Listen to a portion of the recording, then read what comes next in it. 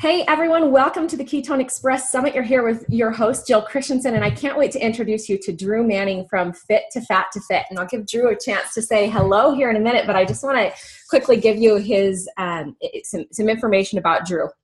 So he is a New York Times best-selling author of the book Fit2Fat2Fit. We have it here, and we're going to be doing a giveaway on that.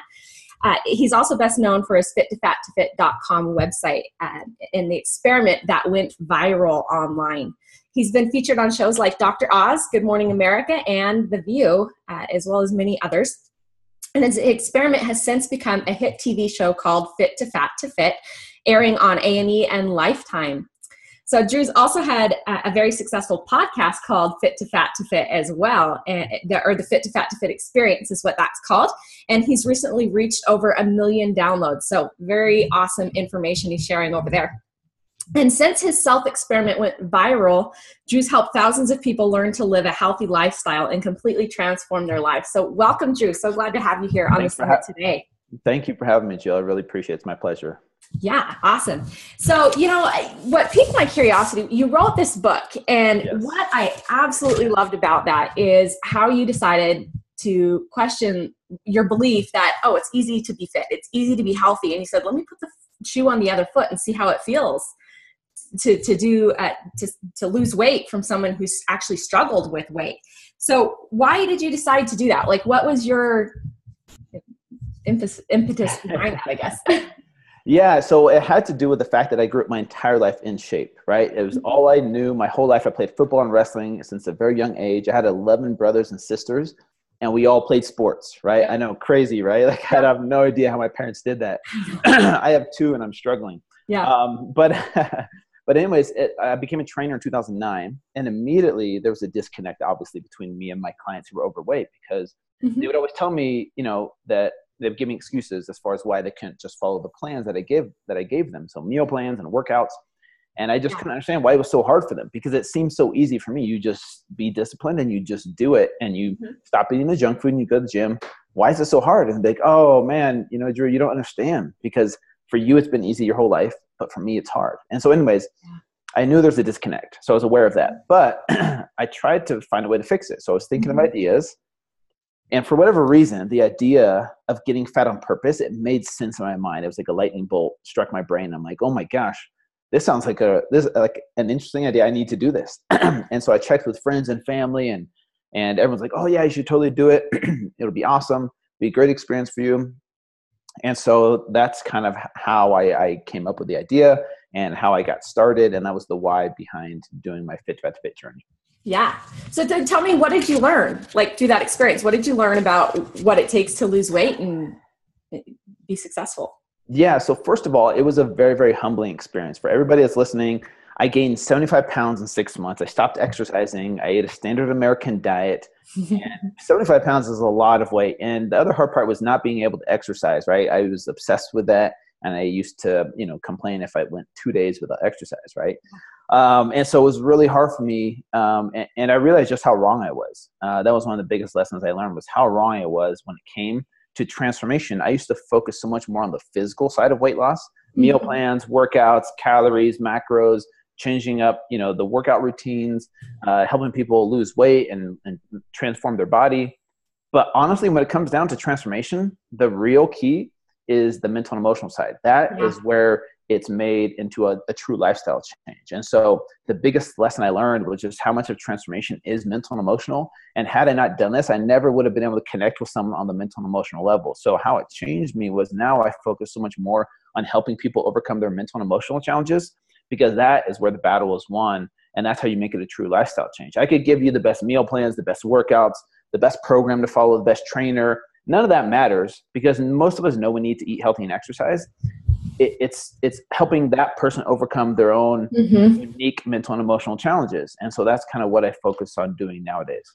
Yeah, that's awesome. I think that perspective is so important. And I'm sure you're seeing amazing results having coached before and now being able to help people with emotional, mental, like you said. Awesome. Yeah. Okay. So now you're a big proponent of the ketogenic diet. Why do you believe it's such a good diet or a lifestyle for people? Why are you a fan of the ketogenic diet. Yeah. So I got to tell you a little bit about the background story, getting into it. I remember I was listening to Dr. Dominic D'Agostino on the Tim Ferriss podcast, and it blew me away with how much science was behind the ketogenic diet. Not just for fat loss or weight loss, but things like epilepsy and seizures and traumatic brain injury and brain toxicity and inflammation and Alzheimer's and Parkinson's. And I had no idea there was this much science being done on just a diet, that most of us look at diets as fat loss or weight loss. And so here I was, blown away by this and inspired by Dr. Dom talking about these things. And I figured, you know what, I'm a self-experimenter, right? Like I do experiments on my body. Why not experiment with this and give it a try? And so I did it strict for 60 days, no cheats. And I was blown away at how I felt. Now, it might surprise people. My body composition didn't change. I was already really lean to begin with.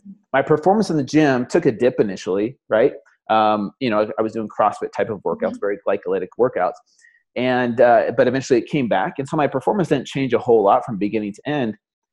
But the biggest thing I noticed was how much clearer my brain was. So the improvement in cognitive function, mental clarity, and focus and energy throughout the day was like night and day compared to what I was doing before. And so I looked at it as nutrition for my brain instead of a diet for fat loss or weight loss. And that's when I was sold on it, because I went from eating 6 meals a day, right, every 2 or 3 hours, like clockwork, having to take my meals with me and meal prep all the time, to eating once or twice a day and feeling just as good in the gym and not being a slave to food. And so for me, I was like, this is definitely a sustainable lifestyle for me. Even though, I miss my carbs and I like my carbs, but you can get around that nowadays with so many options out there. But that's what sold me on it. And that's why I'm a big proponent of the ketogenic diet, was, testing it out on myself and building my own testimonial of it. And then from there, I was able to go on the Dr. Oz show in place of Dr. Dom. Actually, he actually was going to be on his honeymoon. Oh, cool. He referred me to go on the Dr. Oz show in his place because he was on his honeymoon. And so I went on the Dr. Oz show teaching people on how to do a ketogenic diet. And so that was really awesome for my brand. So that's kind of how it evolved. And how you became the keto king, right? Okay, very cool. And I love what you're talking about. Like, so it was all about the mental focus and energy for you, but then going back to what you learned on your weight loss journey, like that mental piece is huge. So, and someone can jump on a weight loss journey and feel great mentally, like how much more success are they going to have? So huge right there. Cool. Yeah. All right. So let's talk a little bit. Some people mistakenly believe that the keto diet is just another name for the Atkins diet. So how are they similar and what's so different about the ketogenic diet? That's a great question. Cause I remember back in, the late 90s or so, the Atkins diet was like the big thing. And I was even, kind of coaching people on it. And so here's the biggest difference that I tell people. The Atkins diet was more of a high protein, high fat, low carb diet, right? Which is similar to the keto diet, but the keto diet is mostly, the traditional way of doing it is a high fat, moderate protein, low carb, because your body can convert, if you eat too much protein, your body can convert the protein into glucose through a process called gluconeogenesis. And so that's why you have to limit the amount of protein you have on the ketogenic diet. Otherwise, your body can convert that protein into glucose and therefore kick you out of ketosis. Now, it's different for each person, but in general, I put people on a 70% fat, 25% protein, 5% carbohydrate macronutrient ratio to get started on the ketogenic diet. Whereas the Atkins diet, you were just avoiding carbs at all costs. And I really feel like it was an excuse for people to just eat red meat and bacon. And I'm losing weight, and they will lose weight, but it wasn't sustainable. And some of them might not have really been in a state of ketosis. And the only way to know that for sure is to test your blood ketone levels. And so ketosis is a totally different metabolic state, right? Your body's running off of ketones instead of glucose as an energy source. And so to get into a state of ketosis, yes, you do have to limit your glucose, but the protein amount is going to be different for each person. So if you're eating too much protein, you just got to be careful of that. So that's kind of the difference between the two. Okay, awesome. Thank you for clearing that up. I think that's a big thing for our audience to understand. It's not so much just no carbs, it's that ratio right, so that your body's in a better metabolic state and your brain is fueled by these ketones, right? Yes. Okay. So do you think the keto diet's for everyone? And if not, who's it best for and who isn't it for? That's a great question. I don't think anyone, nutritional protocol is for every single person on this planet. We're also different genetics, epigenetics, different environments.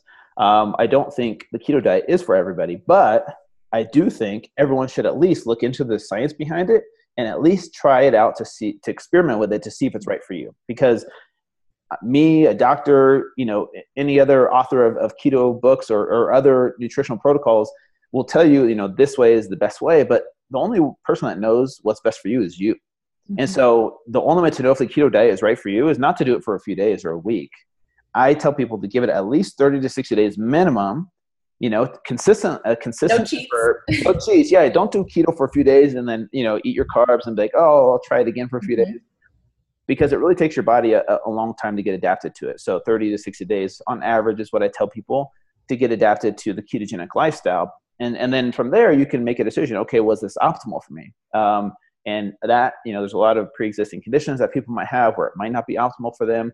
But I do think it's at least worth the try to experiment with it for a minimum of 60 days. And then you make the decision for yourself because you know your body best. Yeah. Oh, that's such good advice. I think that's perfect.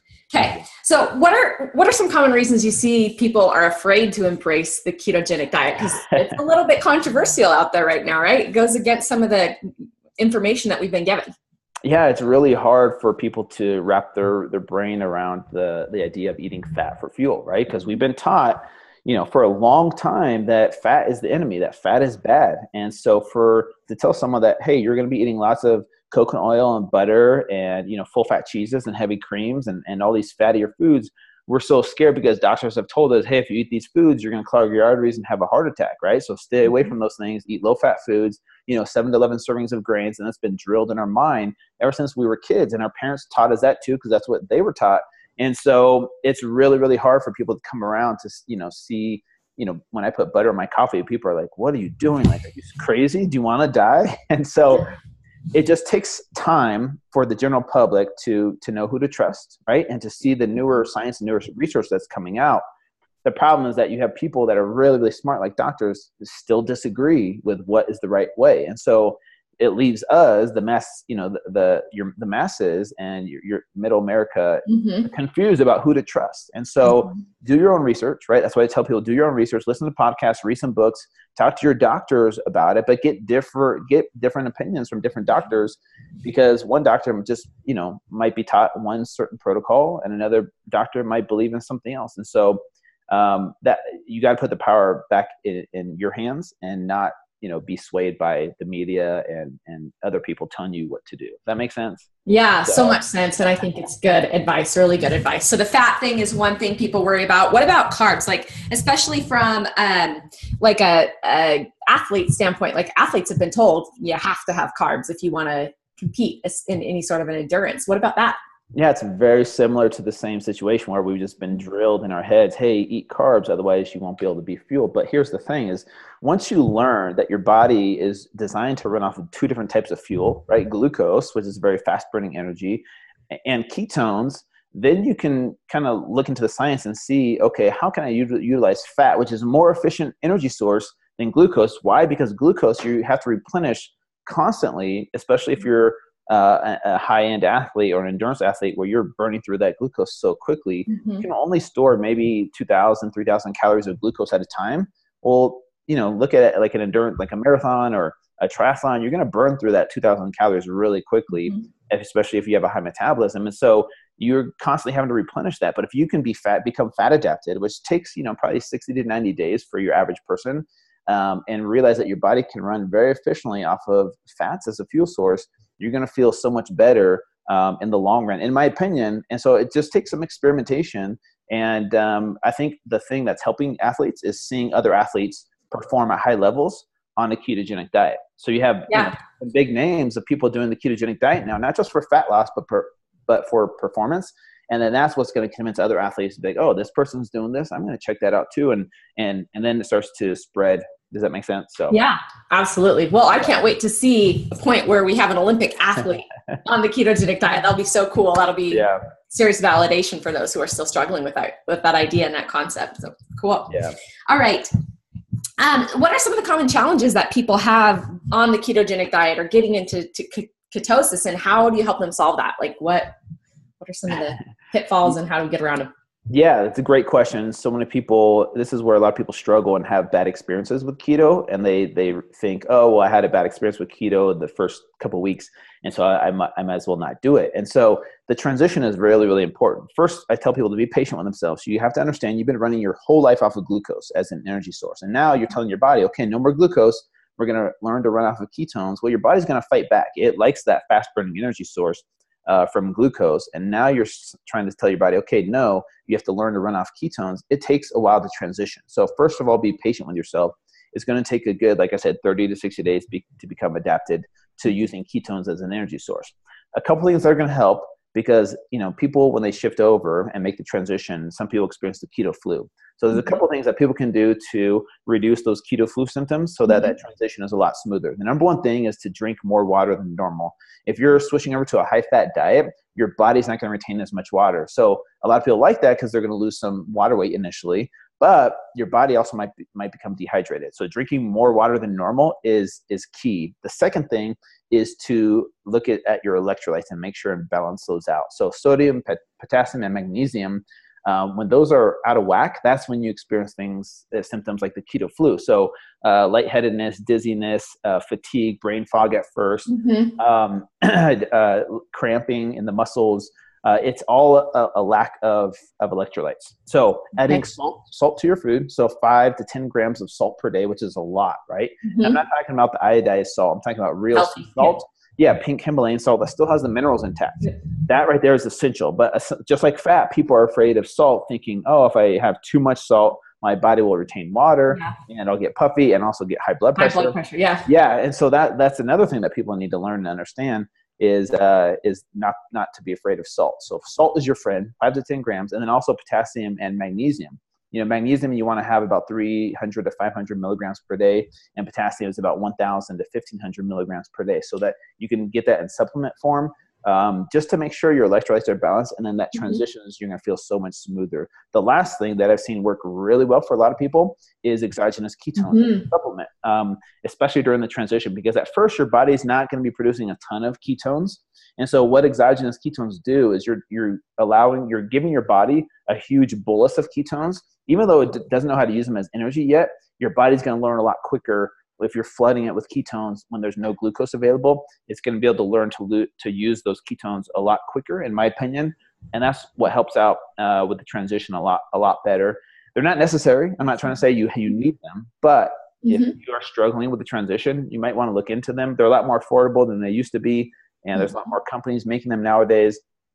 The other thing that I think they can help out with is pre-workout. So if you do, some high intensity workouts and you notice a dip in performance because you're not running off glucose and you're not running efficiently off ketones yet. So you're getting tired quick. You don't have the muscle strength, that kind of thing. Yeah, those kinds of things. I think the exogenous ketones can help out so that you don't see as much of a dip in performance initially. And then also just for a brain boost or appetite suppressant, during the day. I think that's where they can also play a role. Awesome. Cool. Those are some great tips, some great ideas there. All right. So now you have a program to help people jumpstart their results on a ketogenic diet. Can you tell our audience a little bit about that program or where they can go find more information? Yeah, so it's a 60-day keto jumpstart program that's very basic, right? It's made for beginners that are just getting started with the keto diet. It's 60 days of detailed meal plans, recipes, grocery lists, workouts that go along with it, but also the do's and the don'ts and all the ins and outs of how to do keto the right way so you don't experience the keto flu, and really optimizes your experience with the ketogenic diet, whether you're an athlete or someone that's sedentary that's just getting started.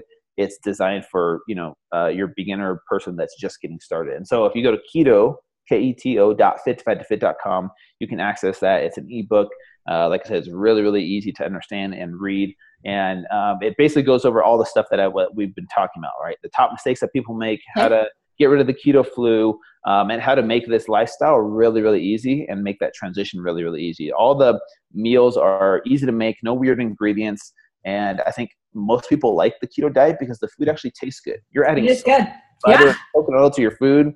And so people love the fact that it doesn't taste like a diet, right? You're having bacon cheeseburgers with avocado and you're sauteing your vegetables in grass-fed butter or some type of animal lard, and you're adding salt and you're like, oh my gosh, is this really healthy for me? And so that's what people love about the keto diet. And that's my program that's helped literally thousands of people from all over the world have accessed that program. And I just try to make it as simple as possible for people to understand how to do a keto lifestyle the right way. Yeah. Awesome. What a valuable resource for someone who really wants to get started and have good results. So we'll be sure and put the link on this page with the video here too, so that people know where to go. Thank you. All right. So what encouragement would you give someone who's ready, to jump into the ketogenic diet, who wants to either lose weight or improve their health? What advice would you give them? What's the strategy? Yeah. So honestly, it's really important for people to do their research first, because people think keto is just, a lot of meat and a lot of cheese. And they're like, okay, I'm going to cut out all carbs and just eat meat and cheese. Right. Mm-hmm. And it's important for people to understand the science of what's happening in your body first and foremost, so you know what to expect. Yeah. And then also just to educate yourself on what the potential benefits of a ketogenic diet are. Most people go into the diet thinking weight loss, fat loss. I'm going to lose all this weight because I see people posting about it and these amazing transformations. That's cool, but just understand there's a lot of other therapeutic applications to the ketogenic diet other than weight loss and fat loss. That can be a byproduct, but it's not guaranteed for every single person, right? For some people, it still comes down to, your metabolism, your hormone balance. And so it's not like a magic pill for everybody. So I just want to make sure that's clear. Do your research, listen to some podcasts, get a couple of books. Keto Clarity is a really good one that I recommend for people, by Jimmy Moore. Okay. Very basic intro course to keto, so you understand what's happening first and foremost. And then from there, get a program to follow, so you have recipe ideas and meal plan ideas of what a typical day is supposed to look like. And I think that's really going to help people succeed on the keto diet. And because some people go into it, like I said, just eating meat and cheese, and at first they don't feel so good, and they're like, oh, this is too hard. I need my carbs. It wasn't right for me. And then they have a bad experience. So, understanding that you need to be patient with yourself. It's going to take a while to get adapted. So. Cool. And I love that you shared that it's not just about weight loss. Weight loss is a great either side effect or even a primary goal. Yeah. But there are other reasons that this is healthy and this is a good thing to do. So thanks. Exactly. All right. So one follow-up question to that. Sure. What about exercise on a keto diet? For the first 60 days, what kind of exercise do you recommend for people to help them get their body into that? That's a great question. So honestly, I'm not a big fan of exercise for weight loss. So here's the thing. Exercise is a small piece of the puzzle. It's not nearly as big as diet or sleep. Diet and sleep, in my opinion, are the biggest pieces of the puzzle to your success when you're trying to transform your body. Mm-hmm. Exercise is a small piece of the puzzle that can help, but what I recommend to people is you can keep doing what you're doing, but just don't up the intensity too high initially, because your body's learning to transition from glucose to ketones. So if you're doing CrossFit, for example, you can continue doing it. But what I tell people is just to back off from the intensity, take your time for the first week or two, mm-hmm. or if it's an endurance or anything that's glycolytic, you definitely want to ease back on the intensity for a little bit. Other than that, you could totally skip exercise and just go for a walk every day and move your body and still see great results, in my opinion. And plus, any transformation or diet, it's important to get the nutrition part down first. Mm-hmm. Exercise can come later. So in my opinion, there's no one specific type of exercise that you have to do to see, maximal results. In my 60-day program, for example, there is 60 days of high intensity interval training with just mostly bodyweight exercises that are, maybe 5 to 15 minutes long max. And those will give you the most bang for your buck. Okay. Just rev your metabolism and build some muscle okay. Yeah, exactly. And so, but like I said, it's not a magic pill. It's a small piece of the puzzle, in my opinion. So get the nutrition part down first, right? And then worry about exercise later, and focus on sleep. So I tell people, sleep like you're getting paid to do it, right? Every night when you go to bed, you should act like that's your full-time job. Get rid of the screens before bed, get rid of any caffeine past a certain time of day, and make that ritual, sacred, in my opinion. Sleep like you're getting paid to do it. And that helps people. That'll give you more benefits than working out 3 times a day. Awesome, because that's when your body repairs, right? Exactly. Awesome. Cool. Well, Drew, this has been a really insightful conversation, and I love it. Thank you for sharing all this with us. Thank you. Thank you for having me on. Yeah, we'll be sure to put that link here on the page so that our audience knows where to find you. So thanks everyone for joining us on the Ketone Express Summit, and we'll see you next time. Have a great day.